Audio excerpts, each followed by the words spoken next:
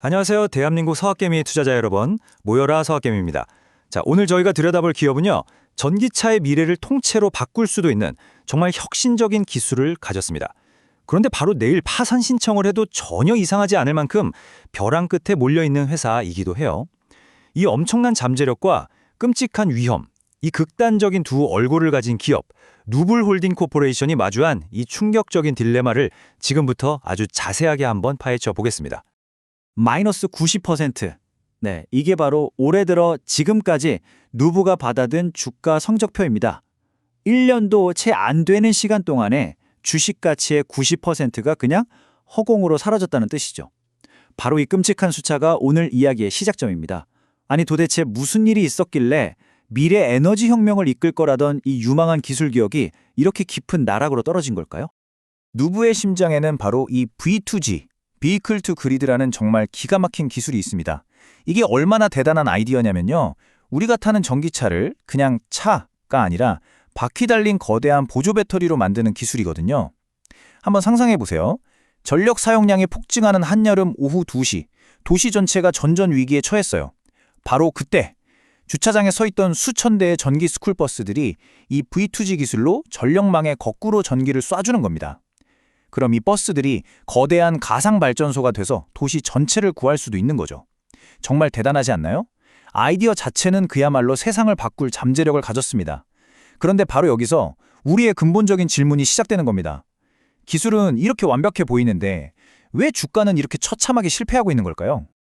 자, 그럼 이 거대한 꿈이 마주한 끔찍한 현실부터 한번 들여다보겠습니다.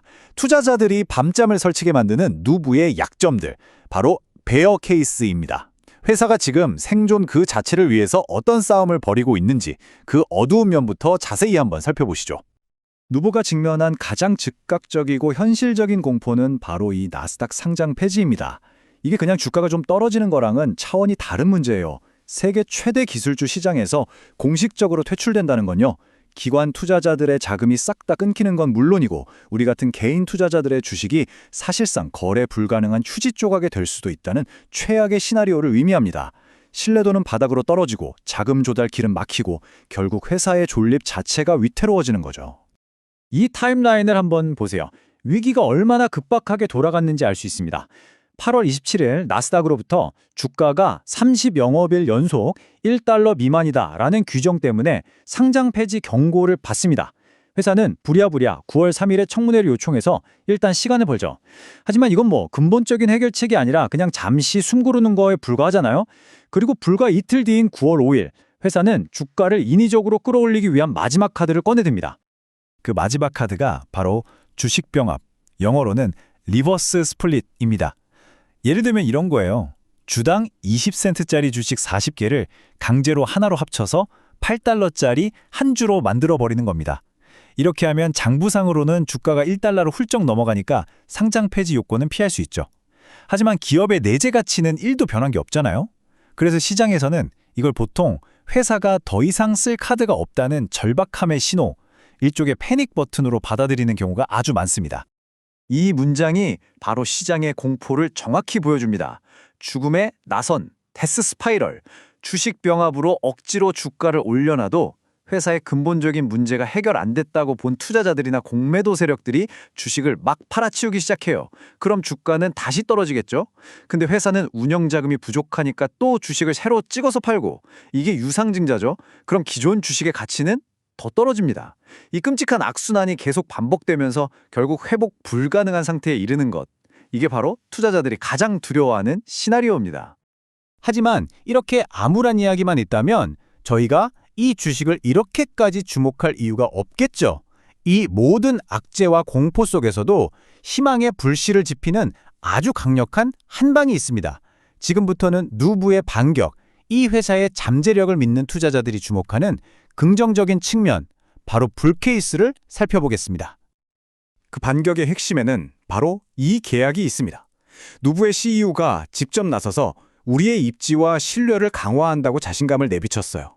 지금 상장 폐지 위협 때문에 신뢰가 완전히 바닥을 친 상황인데 CEO가 신뢰라는 단어를 썼다는 건 굉장히 중요한 의미를 갖습니다. 이건 그냥 단순한 판매 계약이 아니라 시장에 보내는 강력한 생존 신호인 셈이죠.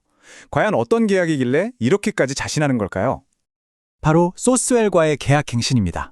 이 소스웰이 뭐냐면요. 미국과 캐나다에 있는 수만 개의 학교, 시청, 주정부 같은 공공기관들이 물건을 살 때 복잡한 입찰 과정 없이 검증된 파트너사 제품을 바로 살 수 있게 해주는 거대한 공동구매 플랫폼 같은 거예요. 누부가 여기에 파트너로 다시 한번 선정됐다는 건 첫째, 이 회사의 기술력이 공신력 있는 기관에게 검증받았다는 뜻이고요. 둘째, 거대한 공공시장으로 향하는 고속도로가 열렸다는 걸 의미합니다. 7만 5천 개 이상. 이게 바로 누부가 이 계약 하나로 접근할 수 있게 된 잠재 고객, 즉 공공기관의 숫자입니다. 여러분, 이건 그냥 한두 군데 물건 파는 거랑은 차원이 다른 얘기예요.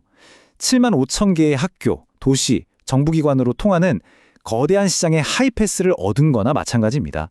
이 중에서 정말 딱 1%만 고객으로 확보해도 누부의 매출은 지금과는 비교도 안 되게 폭발적으로 성장할 수 있는 거죠.